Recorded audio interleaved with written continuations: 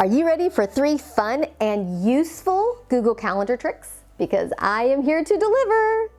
In this video, I'm going to show you 3 of my favorite Google Calendar tricks, and I have to tell you that number 3 is my favorite and keeps so much clutter out of my inbox. Hi, I'm Michelle. I teach everyday women with everyday money issues how to manage their paycheck so that they can meet their financial and money goals, and the occasional calendar trick because I'm a geek and I think they're fun. By the way, if you stick around to the end, I'm going to tell you how you can find out about 3 more fun calendar tricks. Okay, tip number 1, how to easily see 2 time zones in your Google Calendar.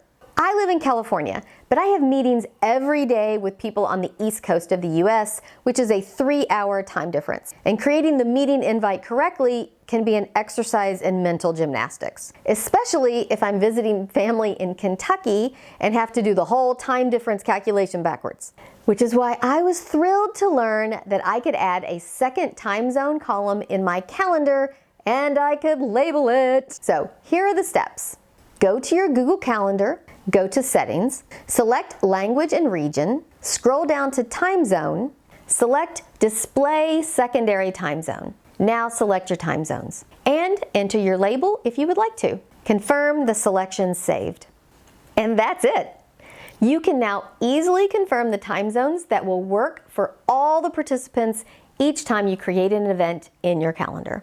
Unfortunately, you can only add 2 time zones. Honestly, I really need 3, so if they add that feature, I'll let you know. Tip number 2, color code your calendars.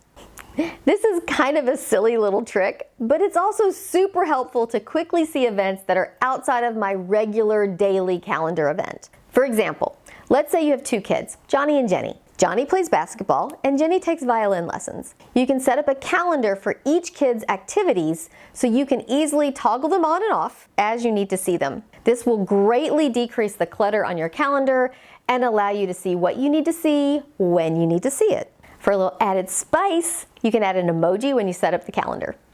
Just for fun. Here's how to create a new calendar. Open your Google Calendar, scroll down the left side until you see Other Calendars. Select the plus sign next to Other Calendars. Select Create New Calendar. Name your new calendar, add an emoji for fun, and then select Create Calendar. Find your new calendar under My Calendars. You can hover your mouse over the name of your new calendar and select the 3 dots next to it and select a color. I also created a calendar for just my bills, again, so I can toggle it on and off when I have my Sunday money date. It's really helpful because then it's not cluttering up my week. And if you would like to know more about how I create a calendar for my bills, please check out my Skillshare class, How to Build Your Budget Right in Your Calendar. You can use the link in the description or in the first comment for a free 30 days of Skillshare. You can watch my class along with hundreds of others, and if it's not your thing, you can always cancel it at any time. Tip number 3, easily filter and file RSVP acceptances. This is my favorite tip.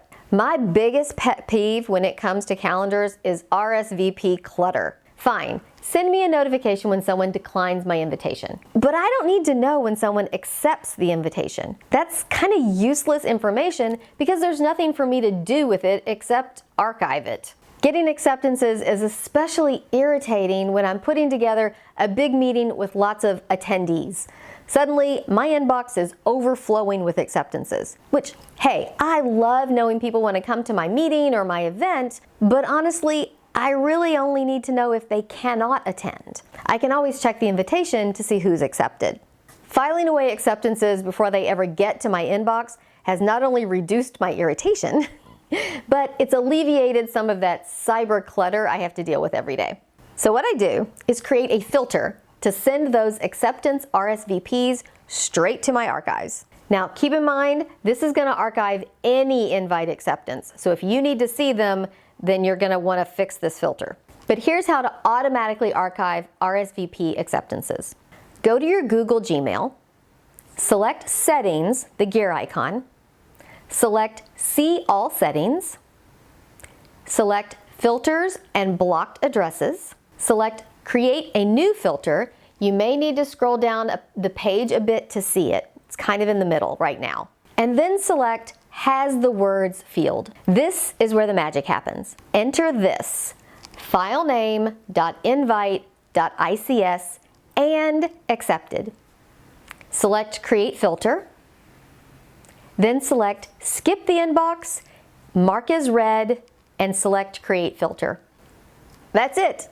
Those are my top 3 fun and useful Google Calendar tips. If you would like 3 more, then check out the blog below. 6 tips was a little long for the video, which is why I didn't include all of them, but the other 3 are pretty darn helpful too, if I do say so myself. I really hope you find one of these Google Calendar tips useful in your everyday life.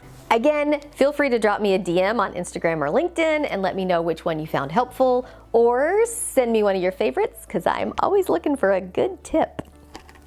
If today's video was helpful, please like and subscribe for good vibes, and it really does help. If you are so inclined, I am trying to reach 1,000 subscribers so that my videos get shown to more people who might need my help. So by subscribing, you will not only help me, you will help me help more people like you. If you want to know a little more about how I use my bill calendar to save my life, check out this next video. And until next time, have a fantabulous week.